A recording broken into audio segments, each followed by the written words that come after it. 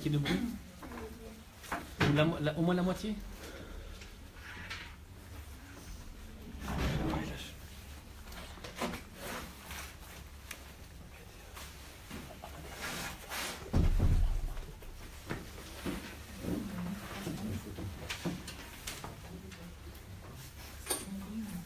On va commencer tout doucement la conférence de presse concernant l'investiture des candidats de Rhône et de Savoie. Là, c'est le département du Rhône et de la Savoie.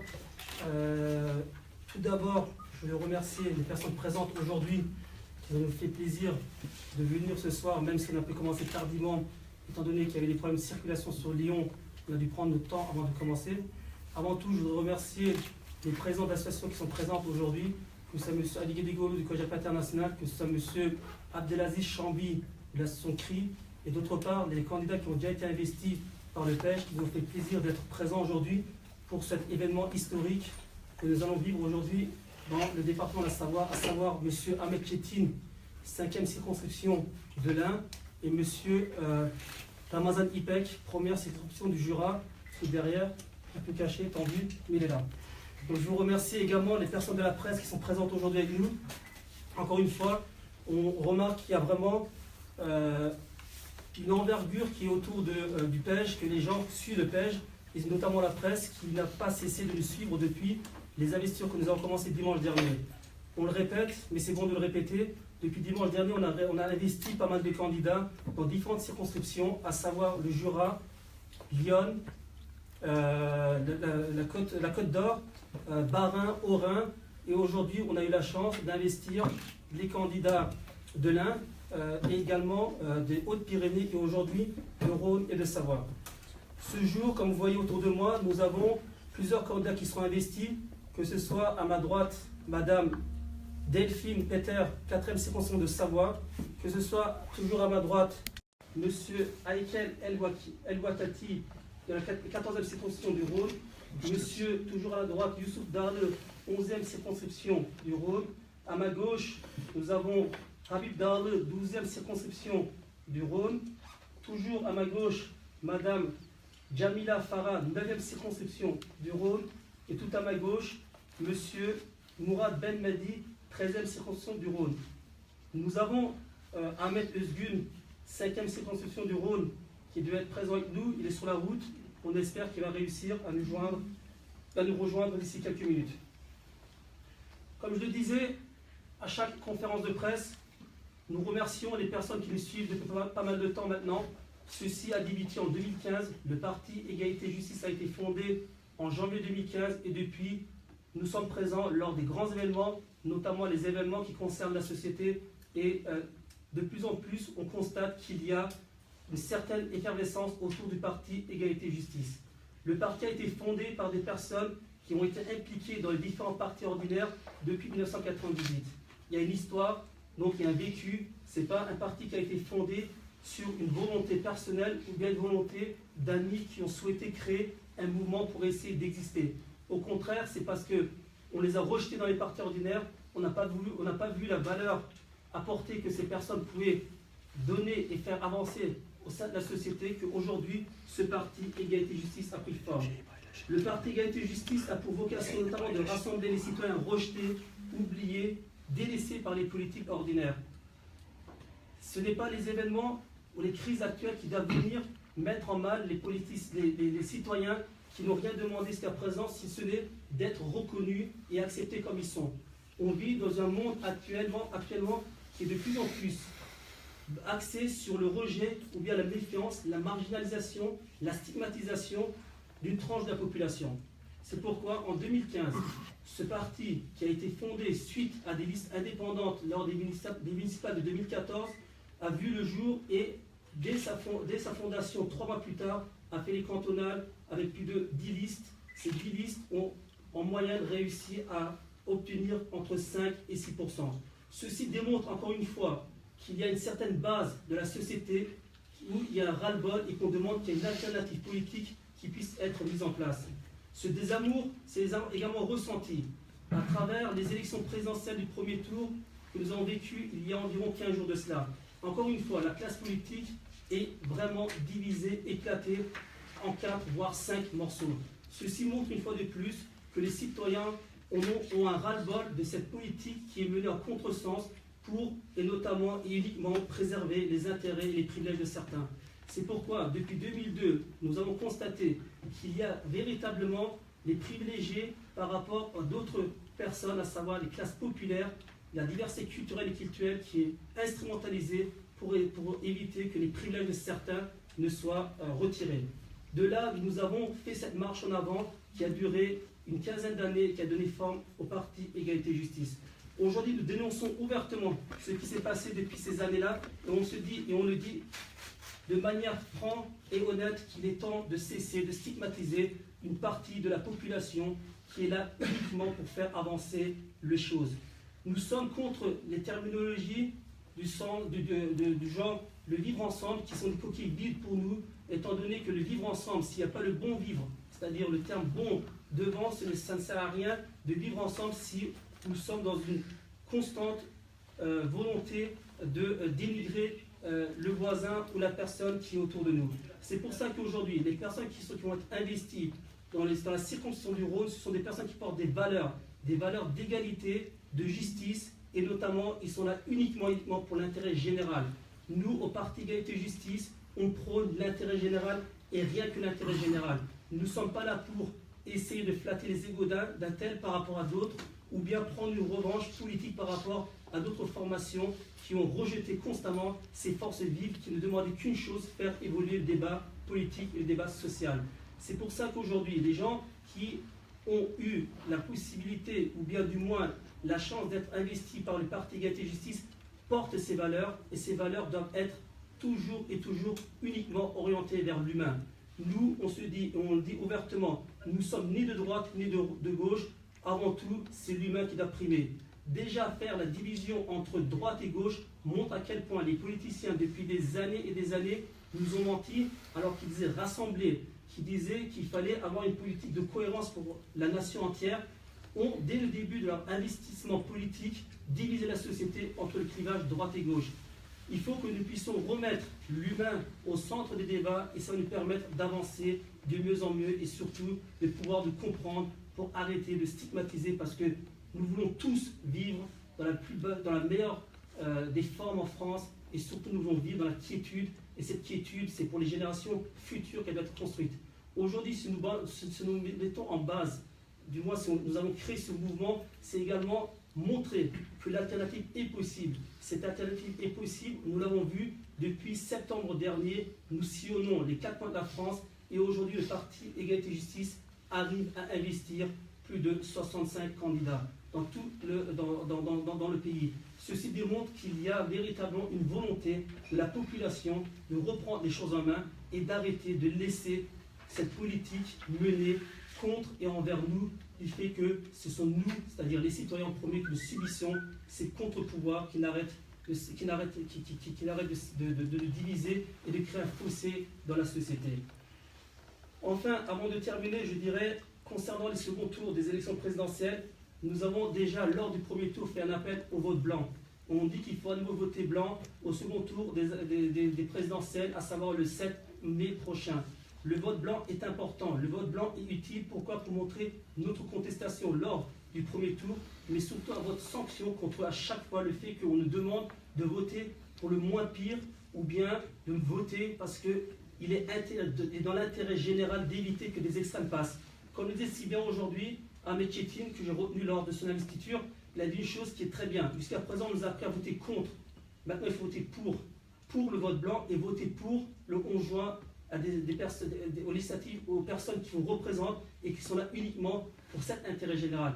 Il est temps d'arrêter de se faire instrumentaliser par les politiciens, alors que l'on sait que depuis 2002 à 2017, il y a toujours eu cette politique qui a été mise en place, à savoir la politique de la peur, de la sécurité, contre et envers les populations qui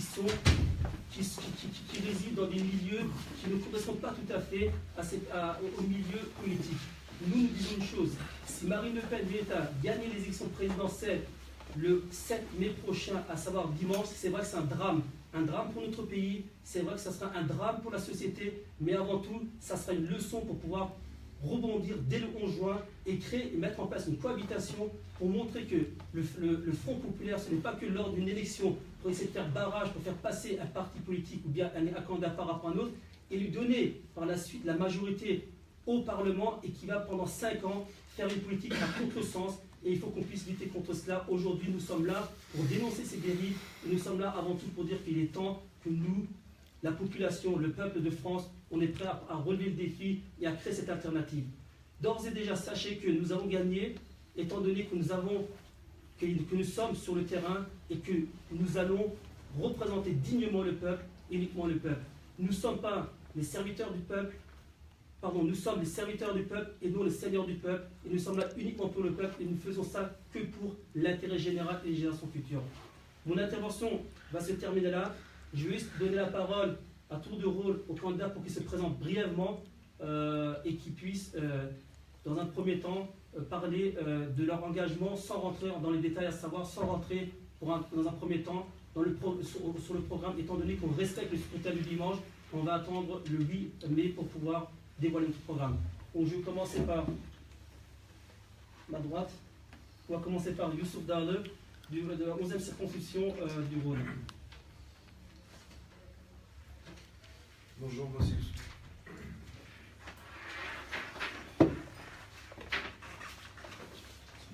Youssouf Darle. J'habite Lyon, Villeurbanne depuis ma naissance.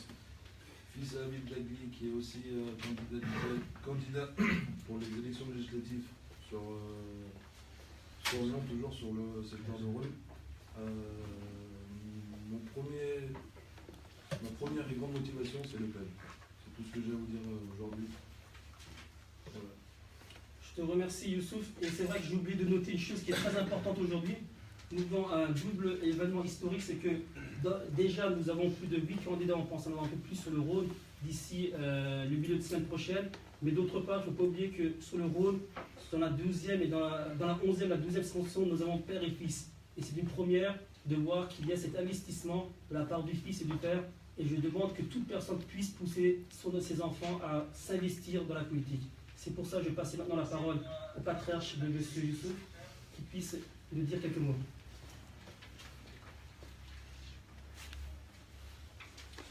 Je m'appelle Habib Dagli, 40 ans, servi 40 ans, donc deux fils et deux filles. Le plus grand il est là, donc il se rend dans le 11e circonscription. Voilà, donc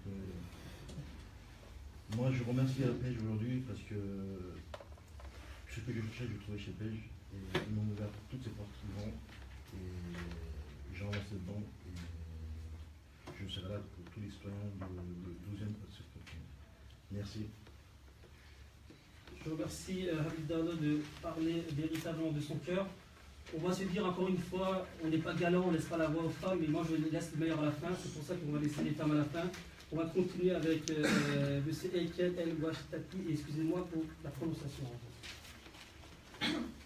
Bonsoir tout le monde, moi je suis Eiken El Ouachtati, je suis habitant du Vénissieux. Je suis investi avec le PEJ juste pour la simple raison, c'est chercher le changement que tout le monde cherchait, surtout en Rhône-Alpes, surtout dans les quartiers entre guillemets oubliés des politiciens, et espérons que le PEJ ça continue et on réussit, Inch'Allah. Je vous remercie. Comme vous dites, Inch'Allah, on va espérer qu'on va réussir à amener quelque chose de positif. Donc on donne la parole aux dames, je donne la parole à Mehdi. Amoura, pardon. Donc bonsoir tout le monde. Donc Benoît Dural, je suis enseignant dans le second degré. Et donc avant ça, j'ai été éducateur, notamment responsable d'un secteur jeune dans un centre social pendant plus de 10 ans, dans plusieurs banlieues lyonnaises. Mais où j'ai beaucoup travaillé, c'était à Dessines, dans un quartier notamment qui est géré par la politique de la ville.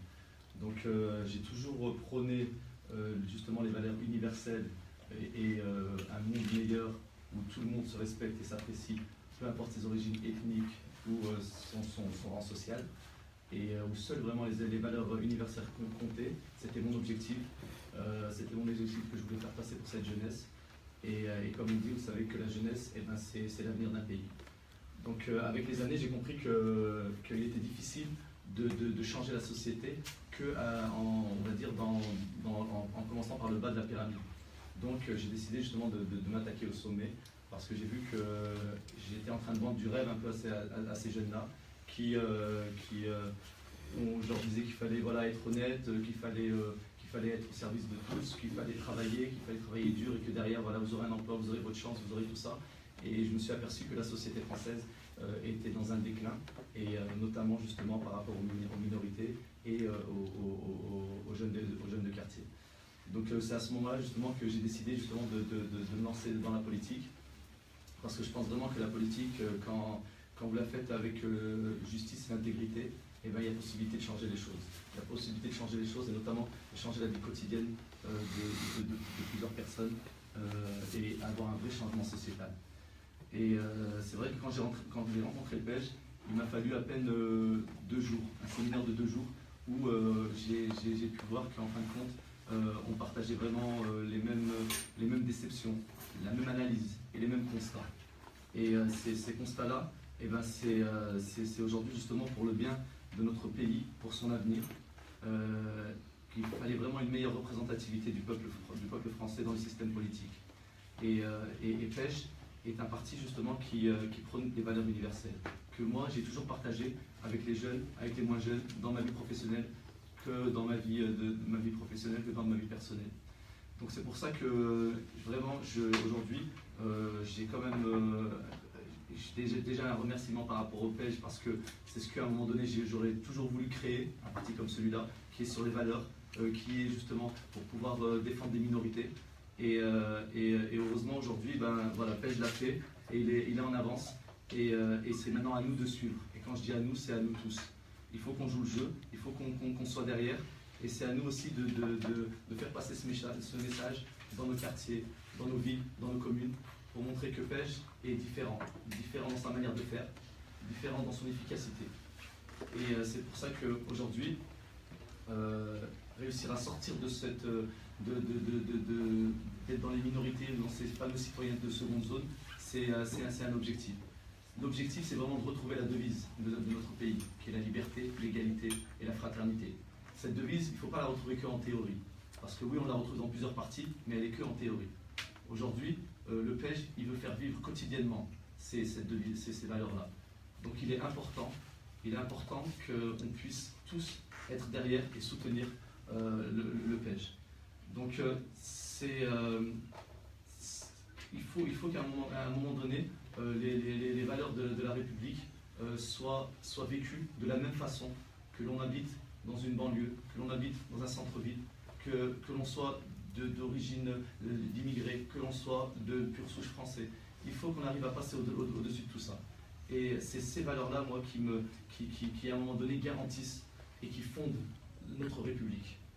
Donc c'est pour ça que aujourd'hui je suis aux côtés du PEJ, parce que j'ai vraiment le sentiment, et en tout cas je suis en adéquation avec mes valeurs, et j'espère, parce que j'ai beaucoup travaillé avec la jeunesse, et qu'à un moment donné on m'a reproché d'être un modèle, et bien j'espère être ce modèle qui fait que demain on aura encore plus de candidats, et que toutes les minorités pourront eux aussi prendre leur chance dans un parti qui est en adéquation avec aussi bien nos valeurs que l'objectif que l'on a. Parce qu'avant tout, notre objectif, c'est de faire en sorte que tous les citoyens soient égaux. C'est de faire en sorte que cette fameuse devise de la République soit pour tous. Merci.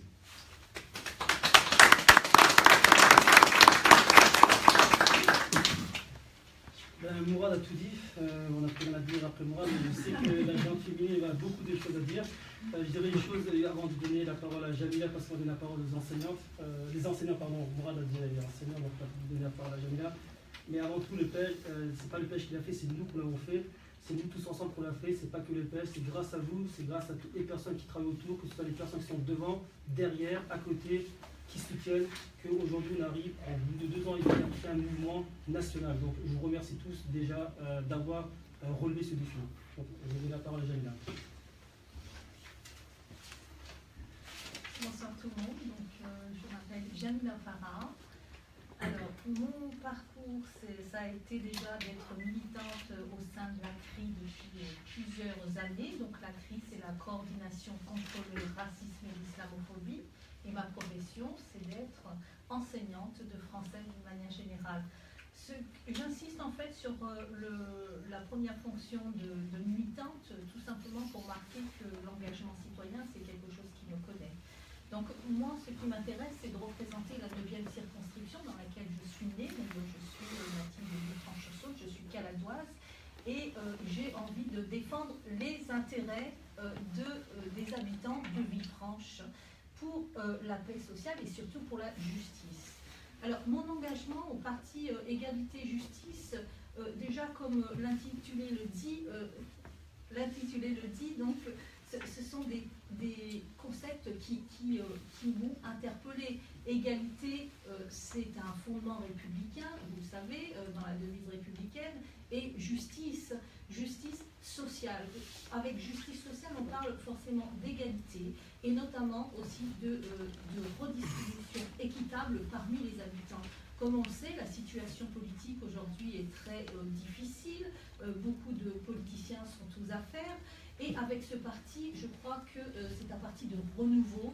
Il y a des choses nouvelles, des idées nouvelles, et surtout un public nouveau qui s'investit dans la politique. Et je parle notamment des jeunes, puisque effectivement je suis moins jeune que l'ensemble des représentants du PEJ, mais pour autant ce qu'on remarque au PEJ, c'est l'engouement des jeunes, et ça c'est quelque chose de nouveau, qui s'intéresse et qui s'investit dans la politique, ce qui n'existait pas auparavant. Donc il y a différentes composantes en France, et ça on le sait, la France est plurielle, et aujourd'hui ce serait bien d'avoir un regard nouveau sur le nouveau visage de la France, et il faut absolument qu'on passe à un autre système, qu'on renouvelle les instances politiques, et puis que la représentativité, comme vous l'avez dit Mourad, soit effective dans les instances décisionnaires que sont l'Assemblée nationale dans un premier temps, et ensuite pour les autres élections. Je vous remercie pour votre attention. Je vous remercie de passer la parole sans attendre à Madame Delphine Peters. Merci, bonsoir à tous. Alors, je me présente, donc Delphine Peters, j'ai 34 ans. Je suis maman de 2 enfants, mais je suis aussi manager dans la fonction publique. Moi, je suis née à Chambéry, donc je vais représenter Chambéry, qui est ma ville. Et j'ai grandi dans les quartiers de Chambéry, donc c'est pour ça que je me sens particulièrement concernée par tout ce que vous avez pu dire jusqu'aujourd'hui. Et aussi, mes enfants sont métis, donc je m'inquiète aussi de leur avenir.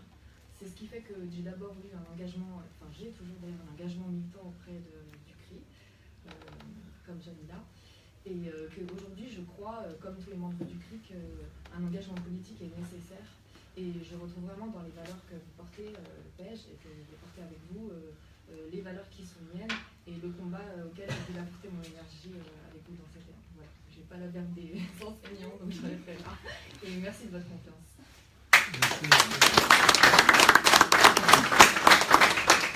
C'est nous qu'on remercie, c'est vrai que c'est difficile de passer après les enseignants, c'est pour ça que je lui disais comment je fais en premier, mais bon, c'était pas mal.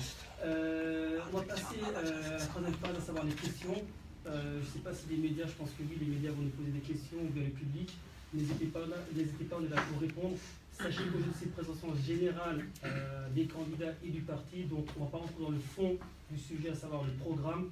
On va, comme j'ai dit, lors de mon intervention, respecter le scrutin le dimanche, même s'il est joué d'avance, on va quand même le respecter.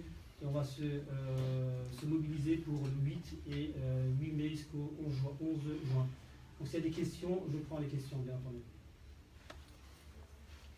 Donc, tout d'abord, merci de nous avoir invités ce soir à cette conférence-là. Alors, moi, ce qui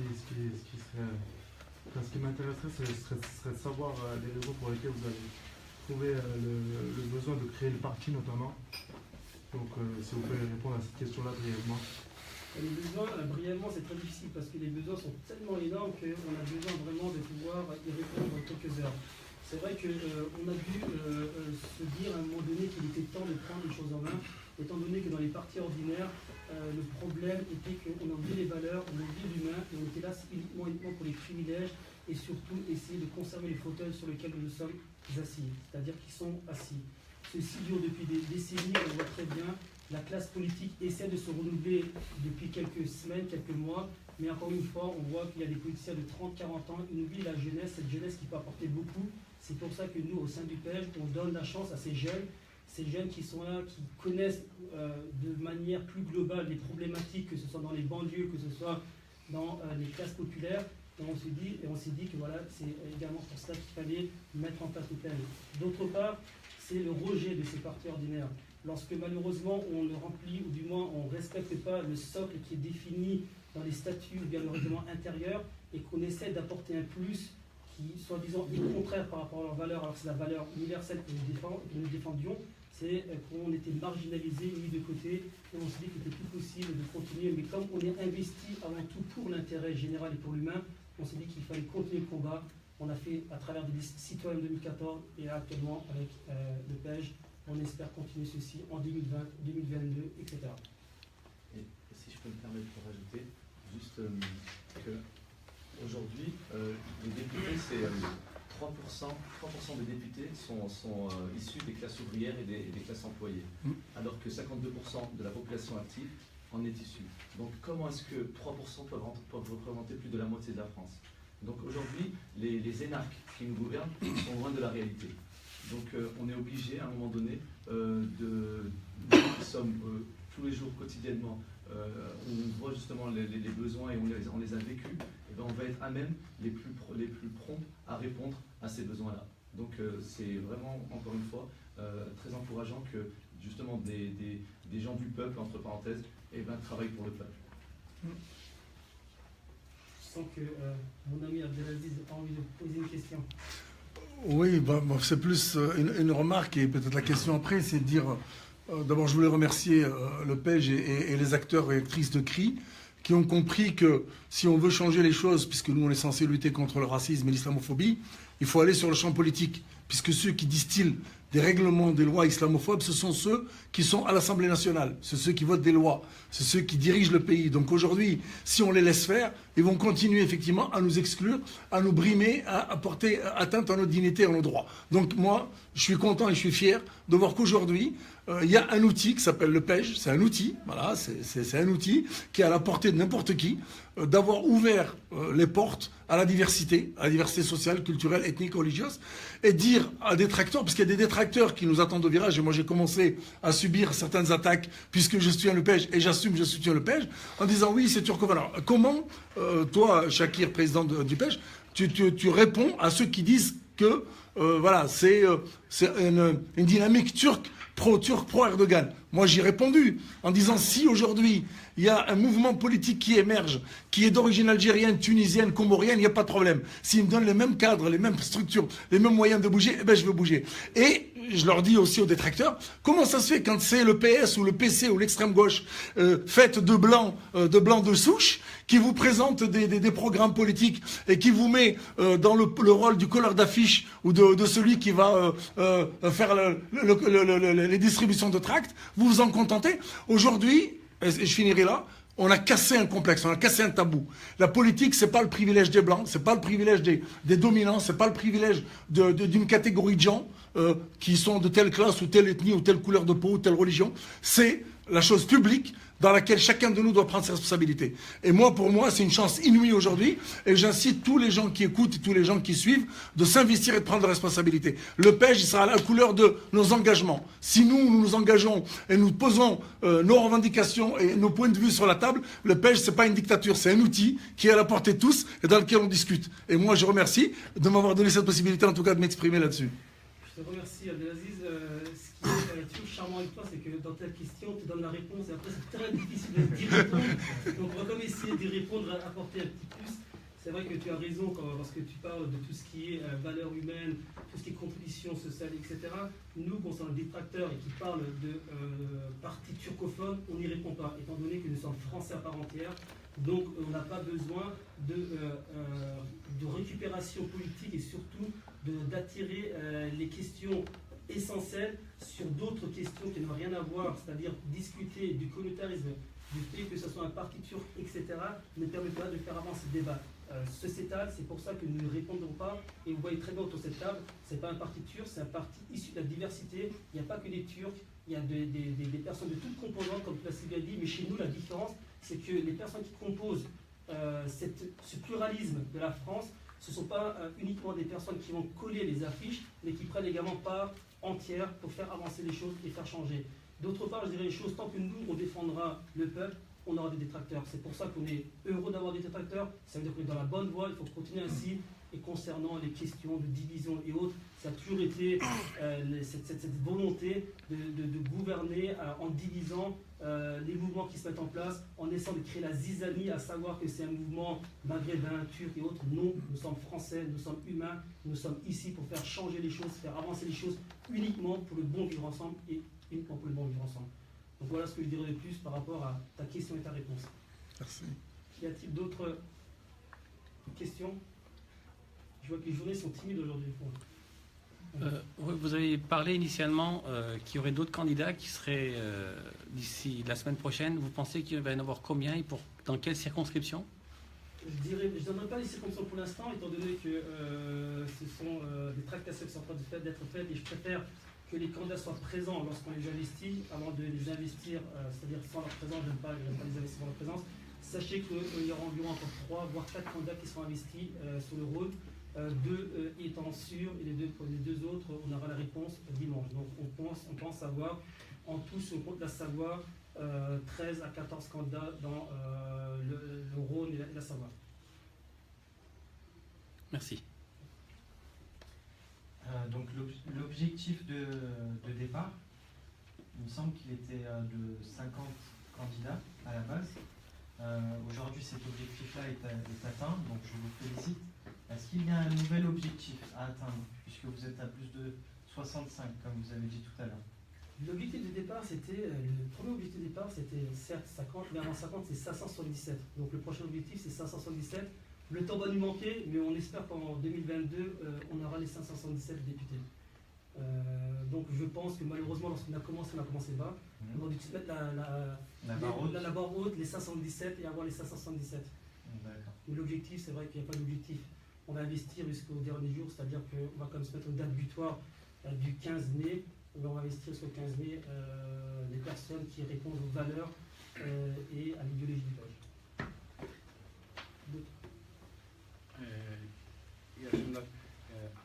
Aynı zamanda qu'est-ce que je voulais dire hier, mais c'était le 18 mai, je crois, que la dernière date, c'était pas 15 mai. Moi, c'est ce que la dernière date, c'est-à-dire qu'à partir du 15 mai jusqu'au 19 mai, c'est l'investissement, c'est-à-dire qu'on peut déposer officiellement les dossiers de candidature, mais nous, on va arrêter au 15 mai, nous, en tant que PEJ, d'investir les candidats pour éviter qu'après, on prend du retard parce qu'on va préparer une campagne pour ces candidats. D'accord, merci. D'autres questions? Est-ce que vous seriez prêt, dans le cas où aucun des candidats n'atteindrait le second tour, est-ce que vous seriez prêt à faire des alliances avec d'autres partis notamment? Nous, on défend des valeurs, on défend des principes. Nous ne sommes pas là pour être récupérés. C'est ce qu'on a dit dans notre discours avant. La récupération, on n'en veut pas. On n'a pas envie de mentir. Nous ne sommes pas un jour jupéistes, l'autre jour fillonistes. Nous ne sommes pas un jour Hamon, l'autre jour Macron. Nous sommes uniquement l'humain. C'est pour ça que l'humain qui nous a fait, le peuple qui nous a fait confiance, on ne va pas commencer à monnayer leur voix pour nos intérêts personnels, uniquement pour essayer d'obtenir des fauteuils ou bien une certaine reconnaissance par cette classe politique qui n'arrête pas de marginaliser, stigmatiser. Donc non, il n'y aura pas d'alliance. Il n'y aura pas du tout d'alliance qui soit faite. On continue notre travail pour 2020 et 2022.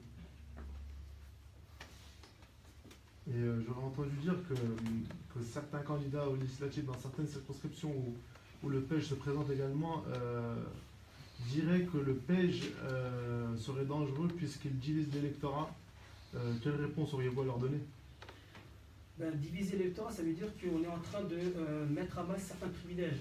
Si ces candidats commencent à parler de division de l'électorat, c'est qu'on est en train de voler leurs électeurs. C'est ne pas voler, récupérer nos électeurs. Jusqu'à présent, c'est ce qui s'est passé, c'est qu'on a prêté nos voix, on a attendu depuis combien d'années, on s'est dit que ça va changer, on s'est dit qu'un jour ou l'autre, la parole sera donnée au peuple. Mais aujourd'hui, on se dit non, c'est trop tard, c'est-à-dire qu'il est temps de récupérer ces voix. Et moi, je dirais une chose, le PEJ, s'il est dangereux ou pas par rapport à la société, j'espère avoir un duo dans une des circonscriptions entre le PEJ, le Front National, et là, j'aimerais bien voir le Front Républicain, est-ce qu'il sera du côté du peuple ou bien il sera du côté de l'extrême droite. Je mets au défi et j'espère que j'aurai la réponse que je souhaite avoir. J'espère qu'on ne sera pas déçus. Je pense que la déception, c'est lorsqu'on n'est pas sûr de nos engagements. Oui, déçu par rapport au peuple, mais après, on respecte le choix démocratique. C'est ce que j'ai dit avant concernant le second tour des présidentielles. Si aujourd'hui Marine Le Pen devait être élue, ça sera le président de toute la France, y compris de nous. Mais là, également, il faudra, quand on dit de nous, c'est pas qu'on respecte, c'est pas qu'on défend ses valeurs, mais qu'on respecte l'étiquette, c'est-à-dire la fonction de président, mais on aimerait bien voir, et on est même sûr qu'il y aura l'élan qui sera mis pour les législatives du 11 juin. D'autres questions? Est-ce que le PEJ a pour objectif de se présenter notamment aux élections présidentielles en 2022? À cette question, j'ai répondu concernant 2017. Nous, on n'est pas là pour vendre de la poudre aux yeux, on n'est pas là pour vendre des rêves. Si le PEJ est prêt et que le PEJ sent qu'il y a cette pression qui est faite sur les élus concernant les 500 signatures, bien entendu qu'on prépare un candidat aux élections présidentielles de 2022. Mais on ne commencera pas à déclarer la candidature avant d'avoir fait un travail de fond, à savoir obtenir les 500 signatures. Oui, on aimerait bien qu'il y ait une réforme qui soit faite concernant les 500 signatures parce qu'on trouve que ce n'est pas un système démocratique. Dans un système démocratique, c'est le peuple qui doit venir donner une certaine investiture pour que les candidats puissent par la suite s'affronter lors d'un scrutin républicain. Et il serait bien de donner je vous donne un exemple, qu'on aille plutôt vers une investiture populaire de 100 000 personnes qui investissent un tel candidat ou 200 000 personnes. Ça serait beaucoup plus démocratique, beaucoup plus lisible. Alors que là, on sait qu'il y a de la pression et que certains candidats ne sont pas investis du fait qu'ils n'arrivent pas à obtenir les 500 signatures. Y a-t-il d'autres questions?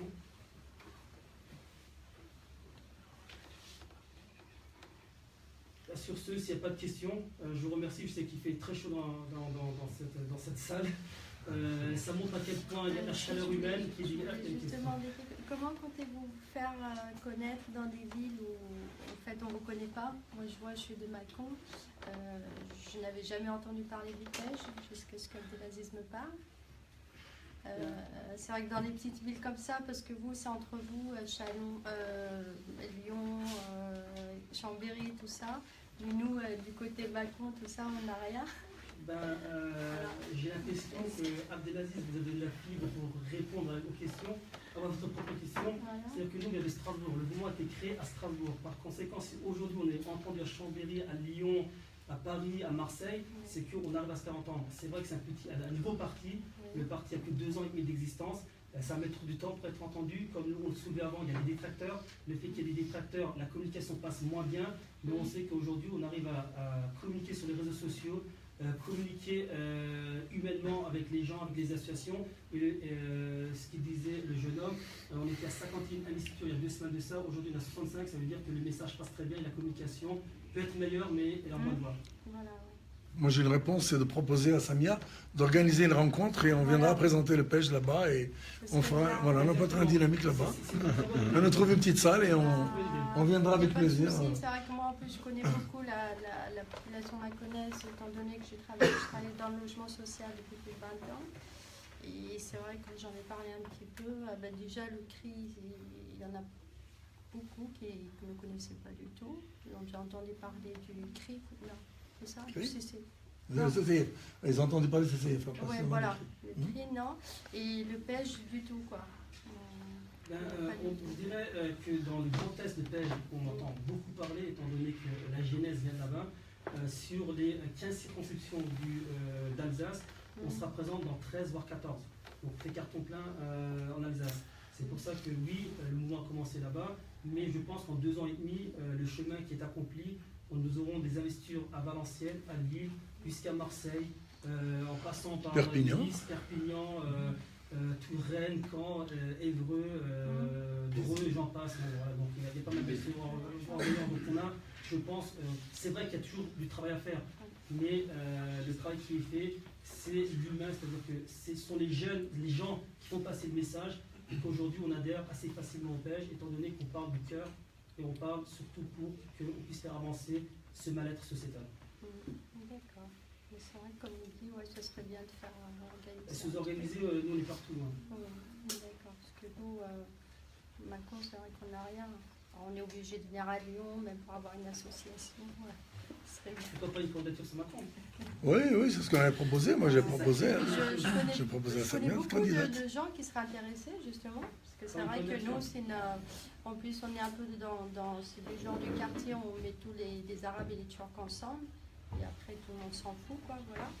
Et moi, je connais beaucoup d'Arabes ou de Turcs qui seraient... Je pense qu'ils seraient intéressés par ça, Si quoi. j'ai bien compris, vous pouvez fédérer autour de vous ces communautés, cette diversité. Elle le fait déjà. Vous pouvez fédérer autour de vous, sous l'étiquette du PEJ, cette diversité culturelle et culturelle, si j'ai bien compris. Oui, moi j'avais proposé de sa candidature sur Macron. Hein. Moi j'avais proposé sa candidature sur ma part matériellement, ce ne sera pas possible parce qu'elle ne va pas être là, c'est ça? Oui, c'est ça, c'est que ça fait juste et... après, donc il y a le municipal derrière, il faut le savoir. Ben voilà, on verra, pourquoi pas.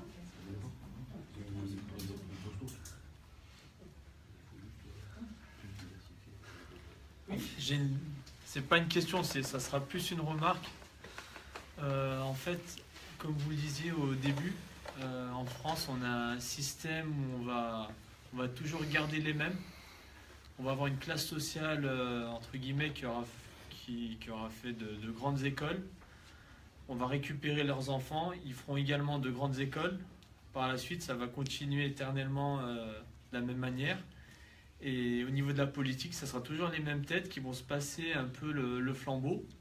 Et on aura toujours une forme un cercle à l'intérieur. On a du mal à rentrer et c'est eux qui gouvernent pour toute la France.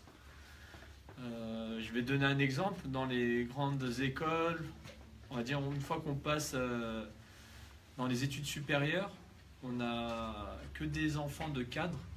On a très peu d'enfants d'ouvriers. C'est quasiment du 1% ou même du 5%.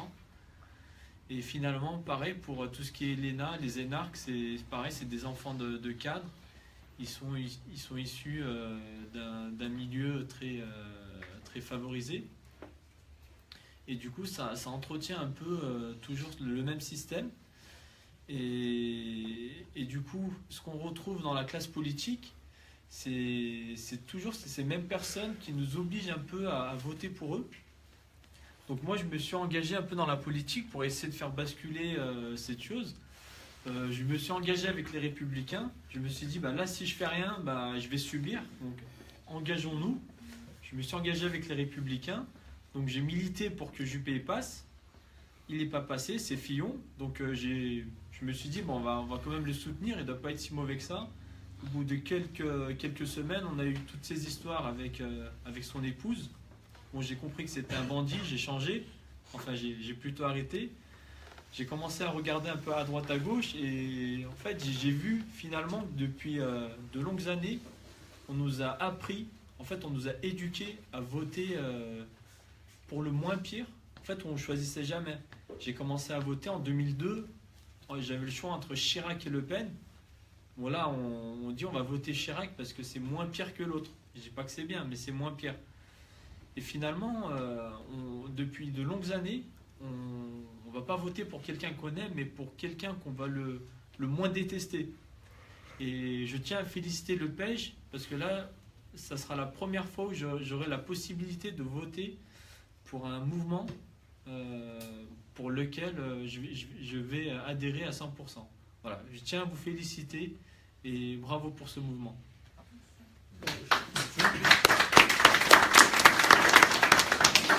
Je vous remercie du fond du cœur.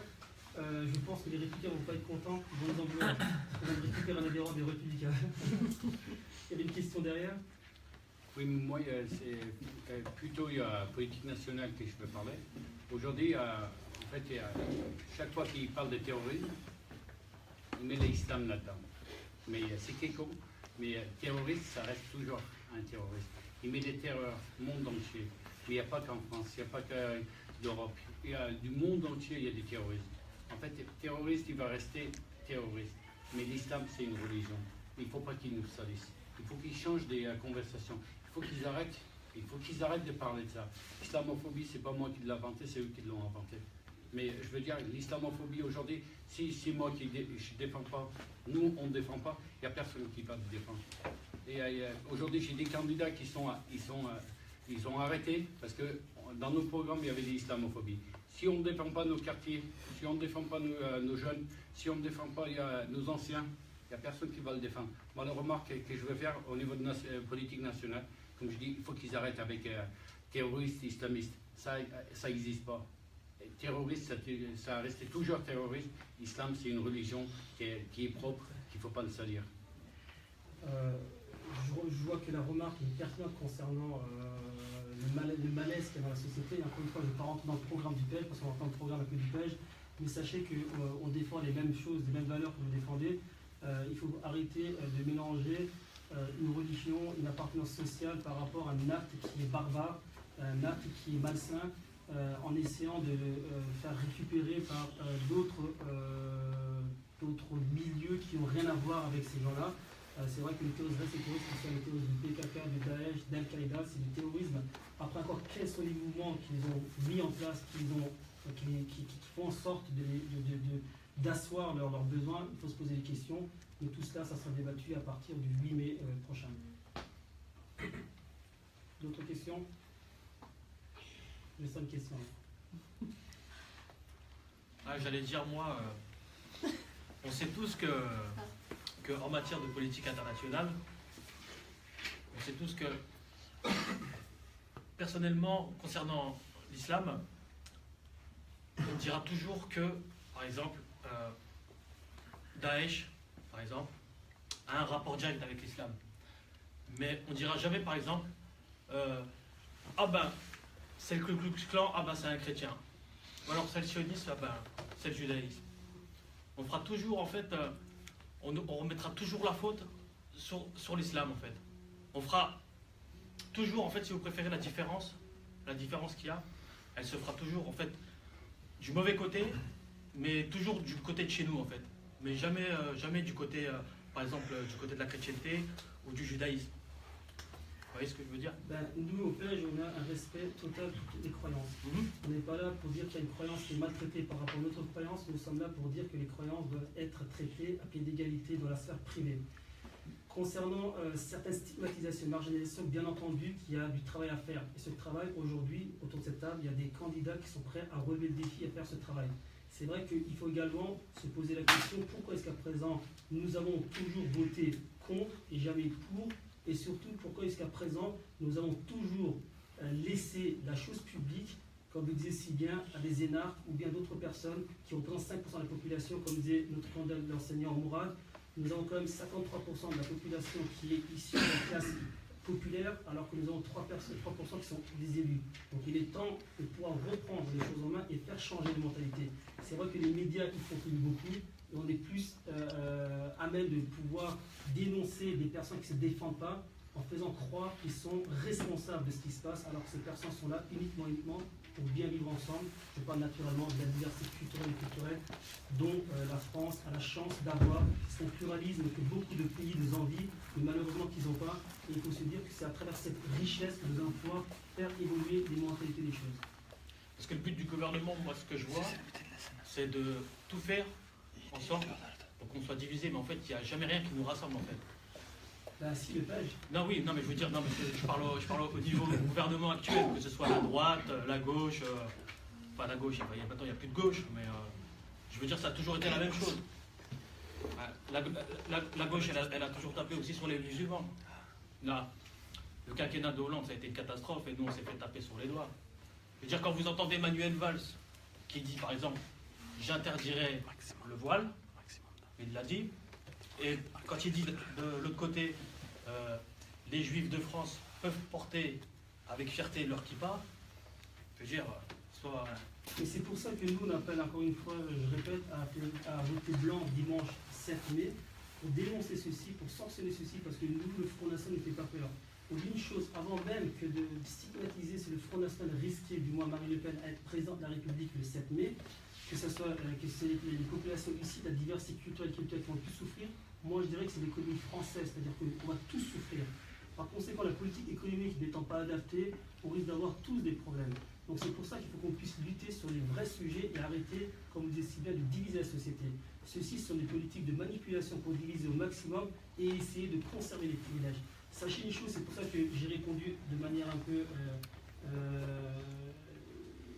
comment je peux dire ça, rapide, que sur la question de Abdelaziz, à savoir un parti turcophone, c'est que moi, je crois que le débat soit tiré à droite à gauche. Il faut qu'on puisse discuter des vrais problèmes de la société actuelle, le fait qu'il y ait des personnes issues de diversité qui est plus en nombre dans le parti Égalité et Justice ne doit pas venir endiguer des vraies questions de problèmes sociétals. C'est pour ça que nous, au PEJ, la question de la religion, que ce soit judaïsme, islamisme ou plutôt musulmane et chrétienne, nous sommes là pour la réserve dans la sphère privée, ça reste dans la sphère privée et respecter toutes les croyances, parce qu'avant tout, si on a respecté la différence de l'autre, on se respecte soi-même et on permet d'avancer tous ensemble.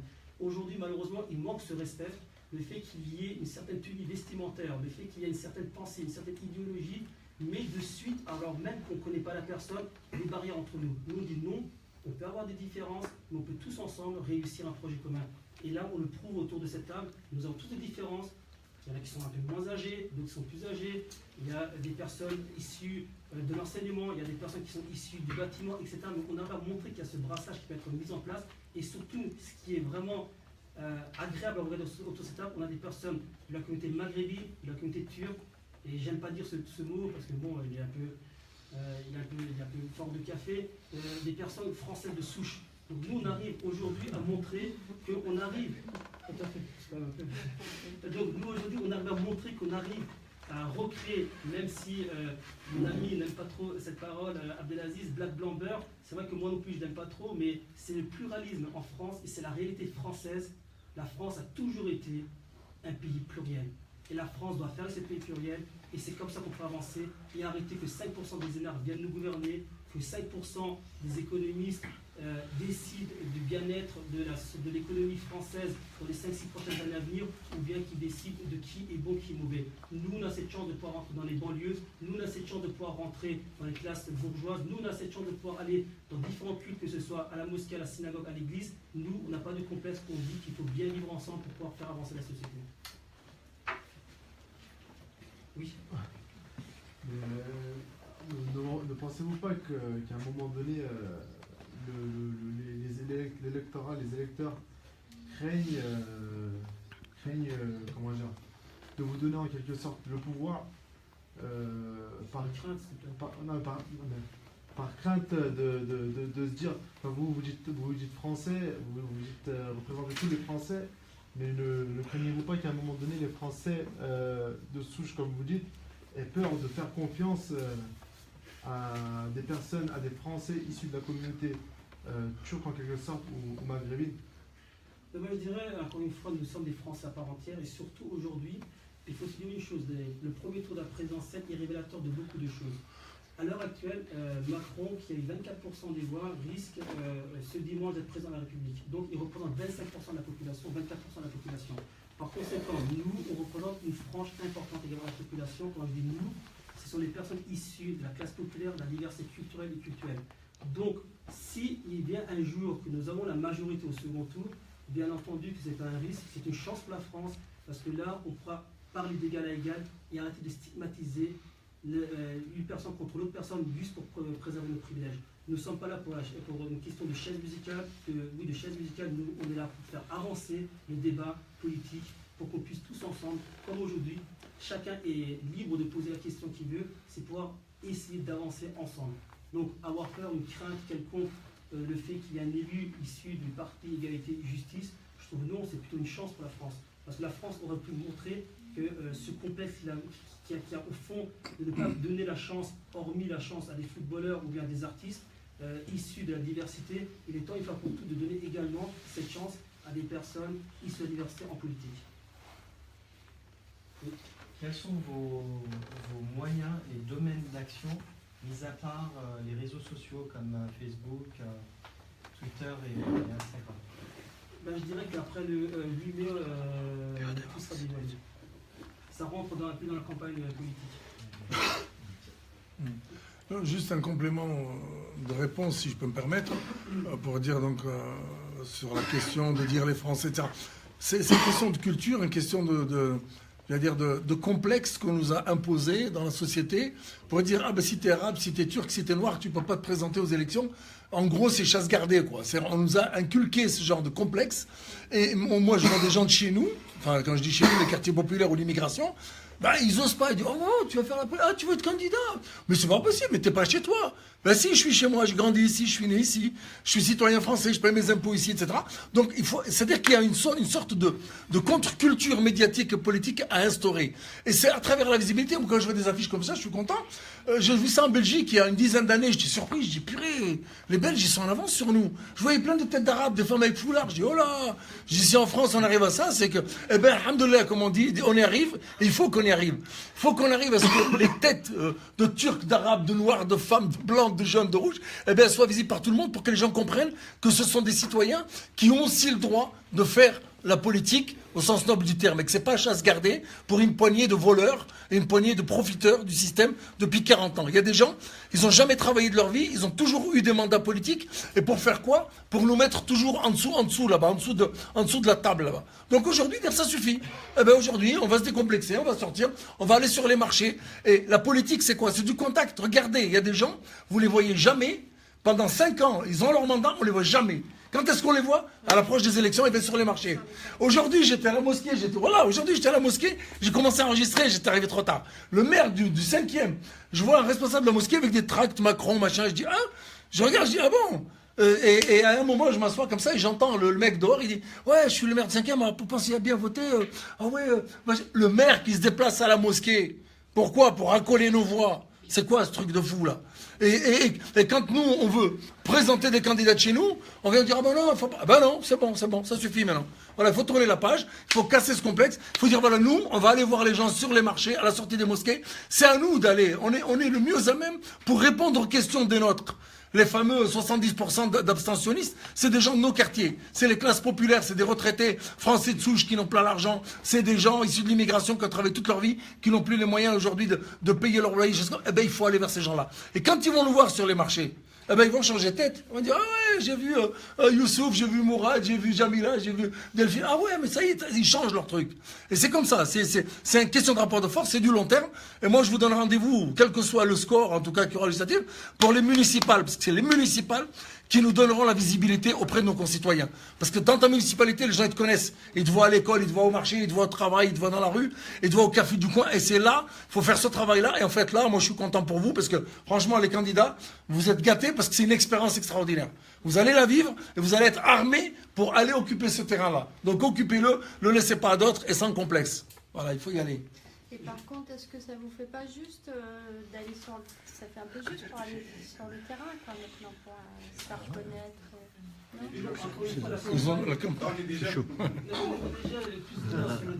Non, mais pour ceux qui connaissent.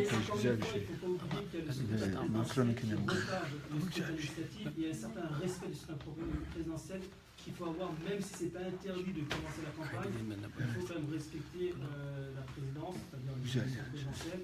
C'est pour ça que personne n'a commencé, même si de manière officieuse, certains élus, comme disait Abdelaziz, ont ces moyens de pouvoir, lors de porter une double casquette, à savoir être élus et également candidats. Donc ils se déplacent, ils font leur réunion publique, et en même temps ils glissent un mot en disant qu'ils sont candidats. Nous, on n'a pas cette chance, on espère l'avoir bientôt, le 11 et le 15 juin, j'espère. Mais c'est vrai que la campagne n'a pas véritablement commencé, elle commencera seulement à partir du 8 mai, c'est pour ça que je le dis, le 8 mai, on pourra dévoiler le programme et dévoiler tous les plans d'action du PSG.